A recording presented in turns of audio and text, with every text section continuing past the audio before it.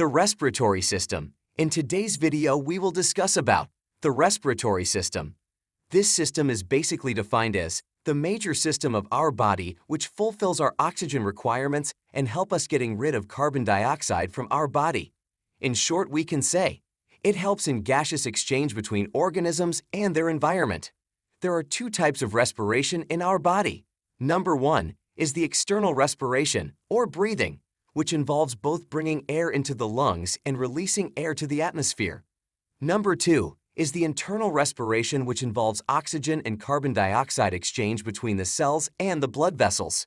Whenever we hear about respiratory system, the first thing which comes in our mind is why our body needs this process. Well, our body cells need oxygen for cellular respiration, as a result of which ATP, which is an energy currency of our body, is formed. And also carbon dioxide is formed as a byproduct and a waste gas which our body must remove. Here is a chart of composition of inhaled and exhaled air for extra information and knowledge. In the first place, we get oxygen from air with the help of our respiratory system, which works very closely with the cardiovascular system.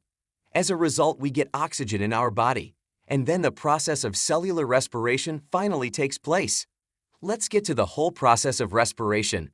At first, we inhale air through our nostrils, which are assigned to detect any smell and are the only smell sensory organs of our body, and mouth cavity through which the passing air gets warm, filtered, and humidified. All this is done by the mucus and hairs present in path of the passing air. Just like nasal hairs, which you can easily see, this process is necessary to block dust and other contaminants which are present in the air and can harm our respiratory system. All the respiratory area before trachea is known as the upper respiratory tract. Now we come to the pharynx, the junction at which food and air comes. From the pharynx, we go to the structure called larynx that is known as the voice box. Then comes the lower respiratory tract, at start of which the trachea is located, known as the windpipe, where travels the air. It's a very fascinating cylindrical tube with many rings of cartilage. These cartilage rings support the trachea and keep it open for the air passage, or we can say prevent the trachea from collapsing. The trachea goes down to form two primary bronchi from where the lungs start. There are two lungs. The right lung have 3 lobes and have a bigger size than the left one, which has only 2 lobes and is smaller in size. The size of left lung is generally smaller because the heart needs some space behind this left lung. Now we must focus on the thing that what is happening inside our lungs? So let's continue going through the primary bronchi. The primary bronchi divide in secondary bronchi, then the tertiary bronchi, and then smaller branches called bronchioles. The air passage diameter goes smaller and smaller as you go down through the respiratory pathway. The terminal bronchioles then branch into the alveolar ducts that are surrounded by alveolar sacs, which actually look like bunch of grapes. These alveolar sacs have alveoli having a large surface area and are surrounded by a great network of capillaries, and there in alveoli, the actual gaseous exchange takes place. Did you know how much of maximum air your lungs can store? You might be surprised to know that your lungs can store maximum air up to 6 liters at a time.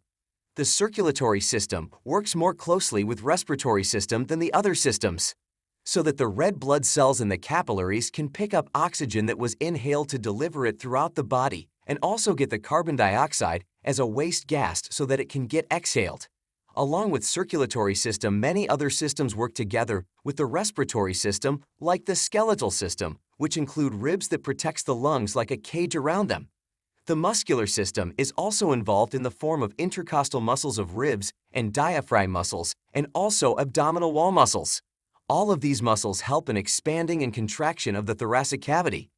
The nervous system regulates the respiratory system, like both your voluntary control while you are awake and involuntary control when you are sleeping. The nervous system uses the pH to control the respiration process. The pH scale is based on the hydrogen ion concentration. The acidic substances have high concentration of hydrogen ions and hence have a low pH, while the basic substances, having low concentration of hydrogen ions, are high in pH. When the concentration of carbon dioxide in blood is increased, then it causes increase in the concentration of hydrogen ions and creates an acidic environment. When this type of acid alarming condition happens, the brain sends orders to the intercostal muscles of ribs the diaphragm, and the abdominal muscles to increase the rate of breathing, so that maximum carbon dioxide can be exhaled out. As a result, the blood gets to its normal alkaline pH. There are few functions of respiratory system which are given as 1. Breathing, 2. Gaseous exchange, 3. Sound production, 4. Olfactory sensation, 5. Protection from dust and microbes entering the body. The respiratory system is also responsible for regulation of body temperature. It also secretes the angiotensin-converting enzyme, ACE. Did you know? The surface area of both our lungs is roughly the same size as a tennis court, and the total length of the airways running through them is about 1,500 miles. At the end, I request all the viewers to quit smoking and other bad habits that are damaging your lungs. If you find the video helpful, then please hit the subscribe button and get in touch for more educational videos and content.